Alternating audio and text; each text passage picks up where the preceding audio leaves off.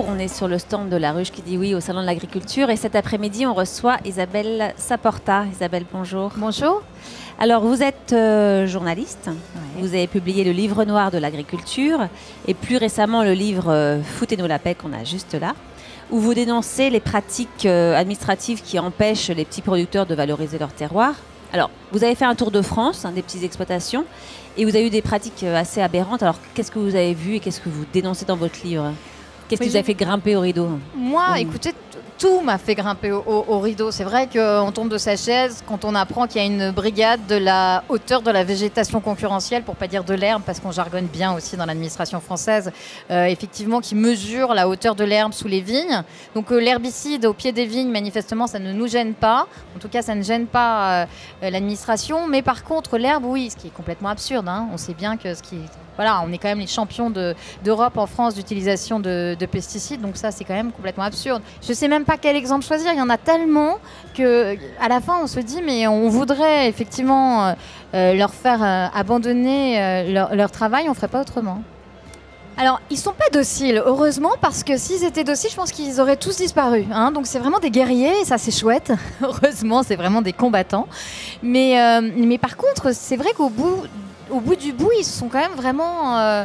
ils sont assez désespérés parce que moi, je pense par exemple à Charles Monville qui est éleveur de poulets en plein air à Bièvre, donc à côté de Paris.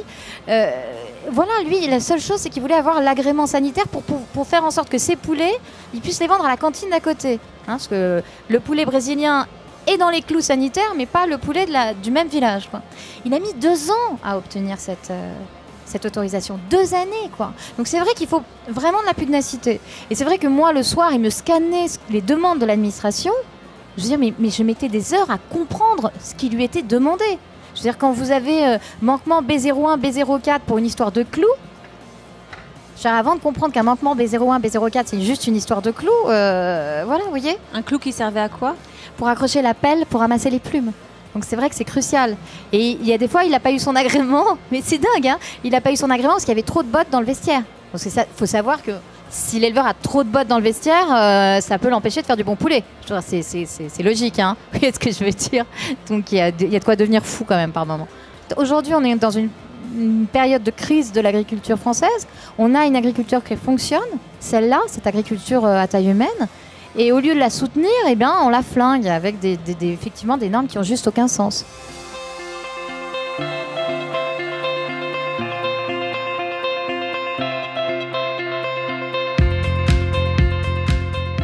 C'est effectivement nos générations futures qu'on est en train d'éduquer et c'est notre avenir. Et c'est vrai que la France, voilà, c'est la patrie de la bonne chère. Donc il faut en être fier, il faut les soutenir. Il faut les aider, il faut leur dire qu'on est derrière eux. Enfin, en tout cas, je pense qu'ici, on peut tous se dire qu'on est derrière eux. Donc, je pense que ça va changer. Je vois bien que les mentalités évoluent. Mais c'est vrai qu'il faudrait que ça change assez vite quand même, de façon que les réglementations changent assez vite. Parce qu'au quotidien, malgré tout, et malgré tout l'amour qu'on peut crier à nos artisans de la bonne chère, eux, ils vivent quand même un vrai calvaire. Et ça, c'est vrai que c'est juste un truc de fou, quoi.